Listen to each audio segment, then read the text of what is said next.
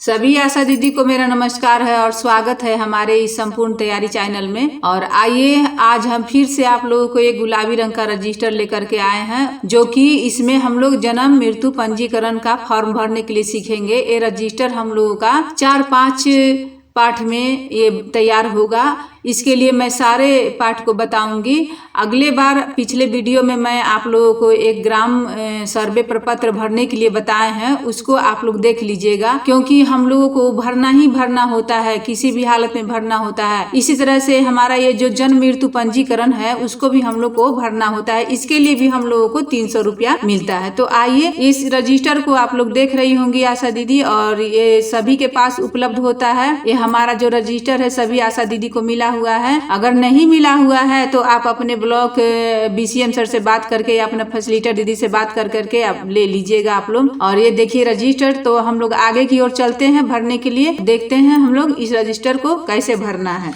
देखिए, ये हमारा जो रजिस्टर है ये जन्म एवं मृत्यु का पंजीयन प्रपत्र है। इसको हम लोग को भरना बहुत जरूरी होता है। इसके लिए भी हम लोगों को 300 रुपया प्रत्येक माह मिलता है। इसका कहाँ दावा करेंगे, इसको हम अगले लाइव आऊंगी तो मैं आप लोगों को बताऊंगी। तो देखिए, यहाँ पर सबसे पहले है प्राथमिक स्वास्थ्य केंद्र का नाम। हमारा जो भी प्राथमिक स्वास्थ्य केंद्र है उसको हम यहाँ पर भरेंगे। आप लोगों का प्राथमिक स्वास्थ्य केंद्र बार बार मैं वीडियो में बताते आ रही हूँ कि आप लोगों का प्राथमिक स्वास्थ्य केंद्र, आप लोगों का आंगनबाड़ी केंद्र, आप लोगों का कोड, ये सब ध्यान रखिए। तो इसको यहाँ पर हम लोग भरेंगे। तो यहाँ फिर देखिए, यहाँ पर फिर आशा का नाम हो गया। तो मान लीजिए कि आशा का नाम नीलम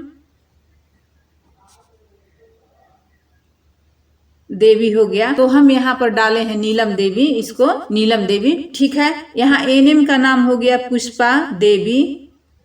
ठीक है। फिर यहाँ पर स्वास्थ्य उपकेंद्र, आपका जो भी स्वास्थ्य उपकेंद्र है उसको लिखिएगा यहाँ पर। फिर यहाँ देखिए, फिर यहाँ माह का नाम है। यहाँ माह का नाम है तो हम लोग हर प्रत्येक मंथ हम लोग इस रजिस्टर को भरते हैं। तो जिस माह के लिए हम भर रहे हैं उस माह का यहाँ पर हम लोग नाम लिखेंगे। अक्टूबर 2023। ठीक है। इसको हम लोग भर लिए। फिर आशा का कार्य क्षेत्र होता है। आशा का जैसे किसी का टोला होता है, मैं पिछले वीडियो में बताते आ रही हूँ। आप लोग का कोई एक टोला होता है, उसको अपना कार्य क्षेत्र बनाती हैं आप लोग, तो उसमें लिखिएगा।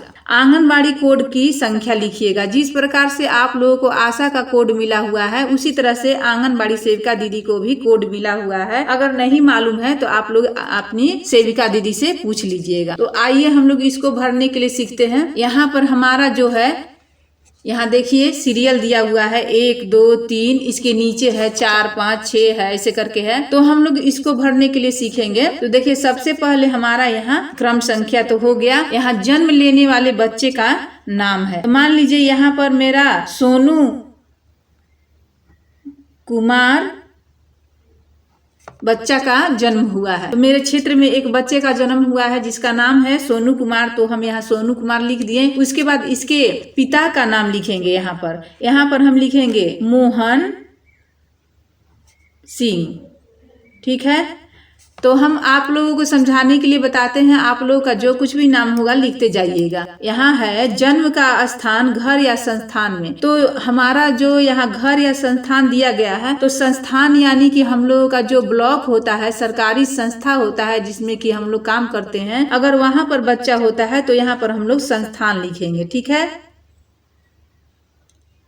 संस्थान लिखेंगे। फिर यहाँ पर जन्म की तिथि लिखेंगे। मान लीजिए कि मेरा बच्चा का जन्म 1/10/2023 को एक बच्चा का जन्म हुआ है, तो हम यहाँ लिख दिए। ठीक है। उसके बाद जन्म प्रमाण पत्र की संख्या, यहाँ जब जन्म होगा तो इसका जन्म प्रमाण पत्र हम लोग बनवाएंगे, तो उसकी संख्या नीचे दिया रहता है। जन्म प्रमाण पत्र के जो काला रंग का चकोर जैसा रहता है उसके नीचे संख्या रहता है, उस संख्या को हम लोग यहाँ पर डाल देंगे। उसके बाद यहाँ हम लोग अब इधर चलते हैं। मृत्यु, अगर इस बच्चे का मृत्यु होता है तो हम लोग मृत्यु लिखेंगे, मृतक का नाम लिखेंगे। यानी इस बच्चे का मृत्यु हुआ है तो हम लोग नाम लिखेंगे, अगर नहीं हुआ है तो नहीं लिखेंगे। यानी कि मेरा अक्टूबर मंथ में बच्चे का ये जन्म लिया, इसका मृत्यु नहीं हुआ है, तो हम लोग यहाँ लिखेंगे। फिर पिता का नाम लिखेंगे, तो पिता का यहाँ जो अगर इसका मृत्यु नहीं हुआ है तो यहाँ हम लोग 0 लिखेंगे। फिर यहाँ आयु भी 0 लिखेंगे, फिर तिथि भी 0 लिखेंगे, फिर प्रमाण पत्र भी 0 लिखेंगे। इसका मृत्यु हुआ ही नहीं है बच्चा का, तो हम लोग इसलिए 0 लिखेंगे। ठीक है, उसके बाद हम लोग यहाँ पर हम लोग को प्रत्येक माह भरना होता है। तो हम लोगों को मान लीजिए कि अगर अक्टूबर में एक ही बच्चा का जन्म हुआ है तो मेरा इतना जो रजिस्टर का कॉलम है वो खाली रह जाएगा, इसलिए हम लोग का रजिस्टर भी बर्बाद हो जाएगा। तो हम लोग इसको यहाँ पर हम लोग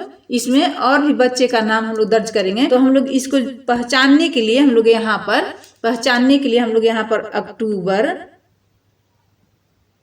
2023 लिख देंगे। तो हम लोगों का ये जो कॉलम है ये बच जाएगा। इसके बाद अगर हम लोगों का 2, 3, 4 अगर बच्चा होता है क्षेत्र में तो हम लोग लिखेंगे, अगर नहीं होता है तो 1 ही रहेगा या 2 ही रहेगा, जितना होगा। उसके बाद मान लीजिए कि हम गए हैं 2 नंबर घर में, यहाँ पर गए हैं, यहाँ लड्डू कुमार का जन्म हुआ है, तो जन्म हुआ है। इसके पिता का यहाँ पर श्याम सिंह हो गए हैं, यहाँ नाम लिख दिए। ये बच्चा मेरा घर पर जन्म लिया है, तो ये बच्चा मेरा घर पर जन्म लिया है, तो इसको हम घर लिखेंगे कि घर पर बच्चा जन्म लिया है। ठीक है, बच्चा घर पर जन्म लिया। फिर मेरा मान लीजिए कि मेरा 2/10 को एक बच्चा जन्म लिया है, 2/10/2023 को बच्चा जन्म लिया है, तो इसको हम यहाँ दर्शा दिए। इसका जन्म प्रमाण पत्र की जो संख्या होगा उसको यहाँ पर हम दर्शा देंगे। उसके बाद अगर हम मान लीजिए कि इस बच्चे का मृत्यु हो गया, तो इस बच्चे का यहाँ हम नाम लिखेंगे। जब मृत्यु हो जाएगा तो बच्चे का यहाँ पर हम लोग लड्डू कुमार लिखेंगे। ठीक है, इसका मृत्यु इसका मतलब हो गया। तो इसके पिता का फिर हम लोग नाम लिखेंगे। फिर यहाँ हम लोग श्याम सिंह लिखेंगे। ठीक है, उसके बाद मृत्यु की आयु लिखेंगे। मान लीजिए कि बच्चा 2 तारीख को जन्म लिया है और बच्चा 10 तारीख को मृत्यु हो गया है, तो यहाँ हम लोग 10/10/23 यहाँ लिखेंगे। यहाँ पर हम लोग मृतक की आयु लिखेंगे, यानी कि 10 दिन यहाँ 10 दिन भी लिख सकते हैं, हम लोग 10 दिन भी लिख सकते हैं। आप डेट डालिए या दिन लिखिए। ठीक है, उसके बाद मृतक की तिथि, यहाँ तिथि रहेगा, यहाँ पर 10/10/23, यहाँ पर 10 दिन लिख दीजिएगा, यहाँ पर 10 दिन लिखिएगा, यहाँ पर डेट डाल दीजिएगा। फिर मृत्यु का प्रमाण पत्र संख्या यहाँ पर डाल दीजिएगा। तो ये हमारा बच्चा, मान लीजिए कि ये हमारा बच्चा नवंबर में हुआ है, तो इसको हम लोग नवंबर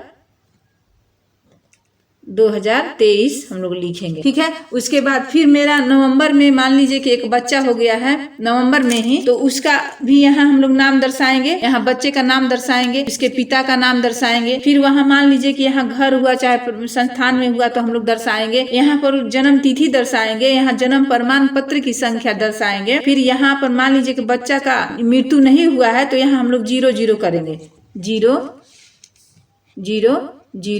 0 ये भी मेरा बच्चा नवंबर में हुआ था, तो फिर हम यहाँ नवंबर लिखेंगे। ठीक है, तो आप लोग इस बात को अच्छी तरह से समझ रही होंगी। और ये देखिए बहन, यहाँ पर हम लोगों को दिया गया है, यहाँ ग्राम स्वास्थ्य एवं सूचकांक पंजिका बनाने एवं सभी जन्म एवं मृत्यु का पंजीकरण करवाते हुए उसको अद्यतन करने के लिए आपको 300 रुपया प्रति माह प्रति आशा को मिलता है। आप लोग इस पैसे का भी दावा कीजिए, आप लोग को ये पैसा मिलता है, क्योंकि हमारे ब्लॉक में सारी आशा को ये पैसा मिलता है। आप लोग भी इस पैसा को लीजिए और मैं आप लोगों को बताऊंगी कि इस पैसा को आप लोग कैसे ऑनलाइन करके दवा कर लीजिए। इसको मैं अगले वीडियो में बताऊंगी। तो अभी के लिए आप लोगों को बहुत बहुत धन्यवाद, और मैं आगे की बहुत अच्छी जानकारी लेकर के आप लोगों के साथ आऊंगी। अगर आप लोगों को अगर कुछ पूछना है तो कमेंट बॉक्स में कमेंट करके पूछ लीजिएगा, और हमें भी कुछ सुझाव देने की कोशिश कीजिए कि मैं आपको क्या बताऊं, क्या ऐसा चीज बताऊं कि जो आप लोगों को अच्छा लगे और आप लोग के काम के लिए हो। तो आप लोग को बहुत बहुत धन्यवाद।